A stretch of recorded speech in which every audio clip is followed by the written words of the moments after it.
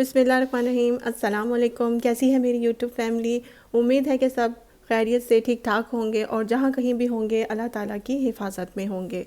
बहादुर इंसान वो नहीं है जिसको कोई खौफ नहीं होता या जो इंसान डरता नहीं है, बल्कि बहादुर इंसान वो है जो अपने खौफ पे फ़तह हासिल कर लेता है।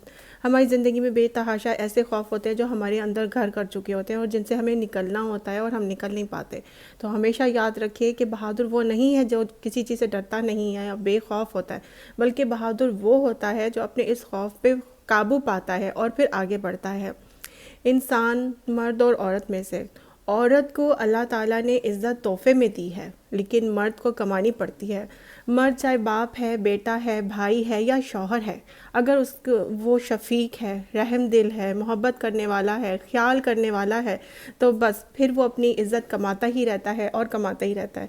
क्योंकि इज़्ज़त किसी के डर की वजह से नहीं की जाती है, और जो किसी को डरने के बाद इज़्ज़त दी जाए वो कभी पायदार नहीं होती है। और मोहब्बत और प्यार, मोहब्बत और इज़्ज़त उसी वक्त कमाई जाती है जो इंसान उसकी दिल से कर रहा होता है। तो दिल से करवाने के लिए आप हमेशा अपने अंदर प्यार, मोहब्बत और ये असूल हमेशा कायम रखें, तो सब आपकी बहुत इज़्ज़त करेंगे। इंसान जो है खुश उस वक्त होता है जब उसको कोई खुशी मिलती है, लेकिन उसका बेहतरीन दिन वो होता है जब उसकी वजह से कोई दूसरा खुश होता है। तो ज़िंदगी को खुशगवार बनाने के लिए हमेशा एक अच्छा सा छोटा सा असूल हमेशा याद रखें कि रोज़ कुछ बुरा भूल जाएं और कुछ अच्छा याद रखें। ये आप अपनी ज़िंदगी का अगर एक असूल अपना लेंगे तो आप देखिए आपकी ज़िंदगी बहुत ज़्यादा संवर जाएगी, बहुत ज़्यादा खुशगवार हो जाएगी। और हमें ज़िंदगी के हर मोड़ पे सुलह करनी चाहिए, हमेशा झुकना सीखना चाहिए, क्योंकि अकड़ने का काम जिंदों का नहीं होता। जो इंसान ज़िंदा है और अपनी ज़िंदगी गुजार रहा है तो वो हमेशा झुकता है, सुलह के लिए हाथ बढ़ाता है, क्योंकि अकड़ना तो सिर्फ मुर्दों का काम होता है। जो ज़िंदा हैं वो हमेशा अपने ताल्लुकात को हमेशा संवार के ही रखते हैं और भूल जाते हैं, हमेशा बुरी बातों को भूल जाएं और कुछ अच्छा हमेशा याद रखें। और इस उम्मीद के साथ कि आप भी अपनी साथ में रहने वाले लोगों का बहुत ख्याल रखेंगे और बहुत खुशगवार ज़िंदगी गुजार रहे होंगे, मुझे पूरी उम्मीद है इंशाल्लाह ताला। अल्लाह ताला भी अपने उन बंदों से ही खुश होता है जो अपने साथ में रहने वालों के साथ कभी भी कता ताल्लुकी नहीं करते हैं, और रिश्तेदारों के साथ तो बिल्कुल भी कता ताल्लुक मत हो। जितना भी उन्होंने आपको कोई तकलीफ़ पहुंचाई है या आपका दिल दुखा है तो उससे भूल जाइए और हमेशा अच्छी बातों को याद रखिए। उनके अंदर कुछ अच्छी बातें भी तो हैं, हमेशा उन्हीं को याद रखिए। और इसके साथ मैं अपने आज के व्लॉग का आगाज़ करती हूँ और मुझे पूरी उम्मीद है कि आपको मेरा ये आज का व्लॉग बहुत ज़्यादा पसंद आएगा। जी, आज हम बना रहे हैं फ़िश, और 1 केजी फ़िश के लिए आपने 4 लेमन्स का जूस लेना है, 4 टेबलस्पून सॉल्ट और 1 टीस्पून अजवाइन लेनी है। और सबसे पहले फ़िश जैसे ही आई उसको धोना नहीं है, उसमें ये तमाम चीज़ें शामिल करके उसकी स्मेल को हमने ख़त्म करना है। हमने ये तमाम चीज़ें इसमें शामिल करेंगे और उसमें उसको थोड़ी देर के लिए हम इसी तरह से रख देंगे ताकि इसकी स्मेल आप देखिएगा बिल्कुल भी नहीं आएगी, इसकी स्मेल बिल्कुल ख़त्म हो जाएगी। उसके बाद आप धो के इसको फ़िश को रख दीजिए। अब हमने उसमें शामिल करना है, अब इसको हम मैरिनेट करेंगे। उसमें हमने शामिल किया है 2 टीस्पून लहसुन का पेस्ट, और 4 टेबलस्पून मैंने लिया था धनिया पाउडर, 1 टीस्पून मैंने लिया था सॉल्ट, और 1 टेबलस्पून मैंने लिया था लाल मिर्च पाउडर, और हाफ़ टी स्पून मैंने ली थी अजवाइन। तो ये तमाम चीज़ें मैंने इसमें शामिल की थी। और लेमन जूस जो था वो भी मैंने इसके अंदर 4 लेमन जूस दोबारा यूज़ किए। तो अब आप देखते हैं कि जब फ़िश में हम लेमन जूस डालते हैं तो बिल्कुल लिक्विड हो जाता है। तो अब उस लिक्विड को जो होता है वो सोक करने के लिए हम डालते हैं हमेशा सूखा धनिया, और इसके अंदर मैंने 1 टेबलस्पून लहसुन का पेस्ट वो भी शामिल किया है। तो जब भी आप फ़िश के अंदर मसाला लगाएं तो उसको वाटरी नहीं होना चाहिए, इसमें सूखा धनिया बहुत ज़्यादा यूज़ होता है। जो फ़िश का मसाला है इसमें सिर्फ नमक, मिर्च, सूखा धनिया सबसे ज़्यादा हम यूज़ कर रहे हैं, और इसके अंदर अजवाइन हाफ़ टी स्पून या 1 टीस्पून भी डालना चाहे तो आप डाल सकते हैं, लेकिन बेहतर है कि हाफ़ टी स्पून ही डाल दीजिए। और सॉल्ट बहुत कम डलेगा क्योंकि मैंने जिस वक्त इसकी स्मेल ख़त्म करनी थी तो उसमें सॉल्ट मैंने ज़्यादा डाला था। अब इसको अच्छी तरह से मैरिनेट करेंगे, और मैरिनेट करने के बाद हम इसको जो है वो रात भर के लिए मसाला लगा के फ्रिज में रख देंगे। जब मसाला इसके अंदर अच्छी तरह से जज़्ब हो जाए तो फिर ही हमेशा इसको फ़िश को फ्राई करें, क्योंकि जब तक इसके अंदर मसाला अच्छी तरह से नहीं जाएगा फ़िश का टेस्ट जो है वो डेवलप कभी भी नहीं होगा। और हमेशा याद रखें जो फ़िश है उसके अंदर जो मसाले का फ्लेवर आता है वो सूखा धनिया का ही खुशबू है जो उसके मसाले को उभारती है, उसकी खुशबू को उभारती है। अब मैंने क्या किया, नेक्स्ट डे मैंने आटा लिया है, सिंपल आटा जो घर में बनाया जाता है जिससे रोटी, और थोड़ा सा स्पाइसी करने के लिए मैंने फ़िश के अंदर सिर्फ़ और सिर्फ जो है ये चाट मसाला ऐड किया था। इसके बाद मैंने फ़िश को अच्छी तरह से देखा मैं मैरिनेट कर रही हूँ, और ये मेरी सबसे छोटी जो बेटी है वो भी मेरी ज़रूर हेल्प करती है। और आप जानते हैं कि जिस खाने में बच्चों का हाथ लग जाए वो खाने का टेस्ट तो सबसे ही अच्छा और उम्दा हो जाता है। तो इसीलिए मेरी फ़िश भी बहुत ही उम्दा बनी, बहुत ही लजीज बनी क्योंकि मेरी बेटी ने मेरी बहुत हेल्प की इसमें। और आपको तो पता है कि फ़िश की स्मेल से बच्चे भागते हैं, लेकिन मैंने जिस तरह से फ़िश की स्मेल निकालने का आपको बताया उसके बाद फ़िश के अंदर ज़रा सी भी स्मेल बाकी नहीं थी। और फिर इसको जब मैरिनेट कर रही थी तो एक अलग ही खुशबू आ रही थी इसके अंदर।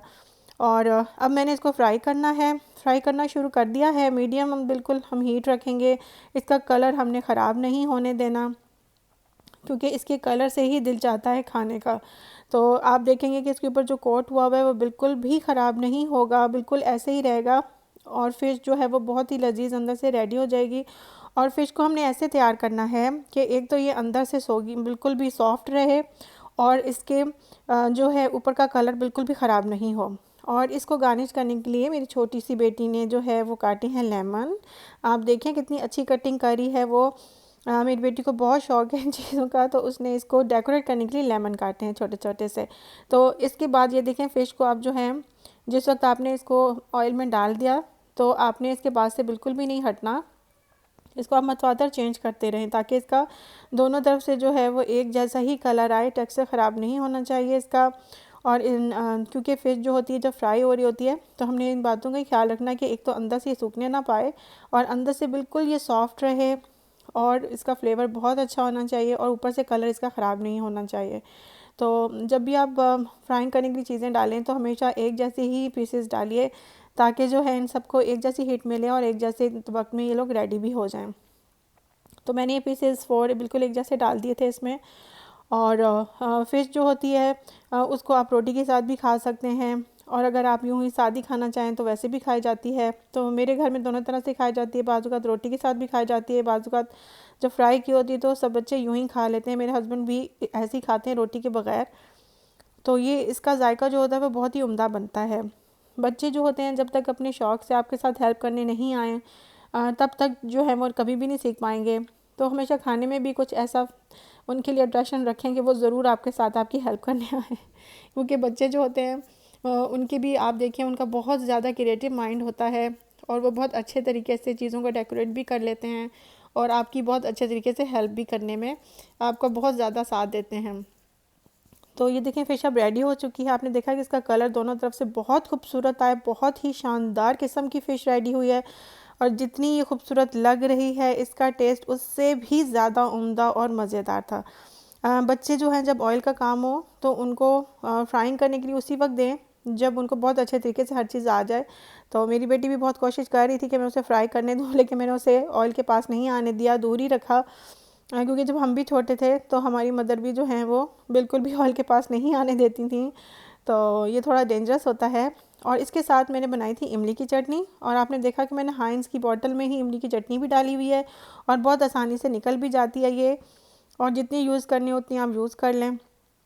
अब देखिए बहुत ही शानदार किस्म की fish home sweet home with Saima की फ़िश रेडी हो चुकी है, और आप इसे ज़रूर ट्राई कीजिएगा। और बहुत ही उम्दा इसका जायका था, बहुत ही मज़ेदार इसका टेस्ट था, और ये इतनी गरम गरम थी। देखिए मैंने बहुत ही गरम जो है ना तोड़ के सिर्फ आपके लिए आपको दिखाई है, और इसका टेस्ट इसका फ्लेवर बहुत शानदार बना था। जी मुझे उम्मीद है कि मेरा आज का व्लॉग आपको अच्छा लगा होगा, और इस उम्मीद के साथ कि अगले व्लॉग में फिर मुलाकात होगी। और व्लॉग बनाते वक्त मुझसे किसी किस्म की कोई गलती हो गई हो और आपको कुछ बुरा लगा हो तो उसके लिए मैं आपसे माज़रत चाहती हूँ, माफ़ी चाहती हूँ। और इसी उम्मीद के साथ इंशाअल्लाह ताला फिर मुलाकात होगी, और home sweet home with Saima को इजाज़त दीजिए और मेरी तमाम फैमिली मेम्बर्स जो मेरे साथ हैं उन सब के लिए नेक दुआएं हैं आप लोगों के लिए मेरे दिल में, और जो मेरे अभी फैमिली का हिस्सा नहीं हैं उनके लिए भी मेरे लिए दिल में बहुत ज़्यादा नेक दुआएं हैं और मैं उनको हमेशा अपनी दुआ में शामिल करती हूँ। अल्लाह ताला आपको लंबी उम्र दे, सेहत तंदुरुस्ती दे और ज़िंदगी के हर मैदान में बहुत सारी कामयाबियाँ अता फ़रमाए। और इसके साथ ही home sweet home with Saima को इजाज़त दीजिए। अल्लाह हाफ़िज़।